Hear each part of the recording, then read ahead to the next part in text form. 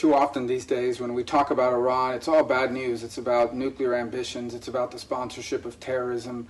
It's about a regime that executes people.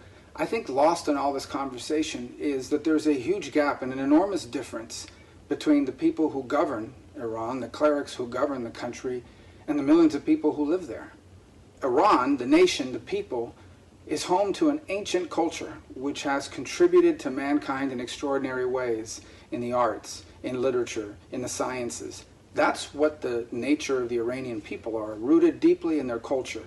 Their leaders are radical clerics of a radical brand of Shia Islam who seek not simply to dominate the region but destroy nations that are in their way.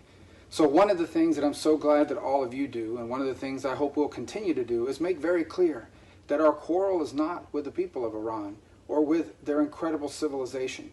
Our quarrel is with the men who govern that country that have turned it into something completely different from what it has always been and what it has always been meant to be and what it can be again. It wasn't that long ago, just a few decades ago, that Iran was home to 3-4 major religions.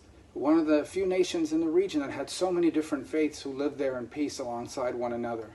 Now, it's governed by a radical clerical regime who wants not simply to continue to sponsor terrorism, but to continue to terrorize their neighbors. So this battle, your battle, our battle, is not simply to keep Iran from getting a nuclear weapon, not simply to keep Iran from continuing to sponsor terrorism. This is all very important.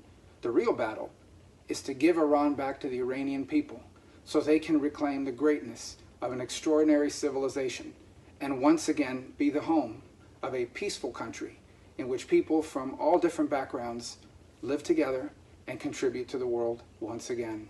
So thank you for everything you're all doing to highlight this, to work on this, and know we will be with you every single step of the way.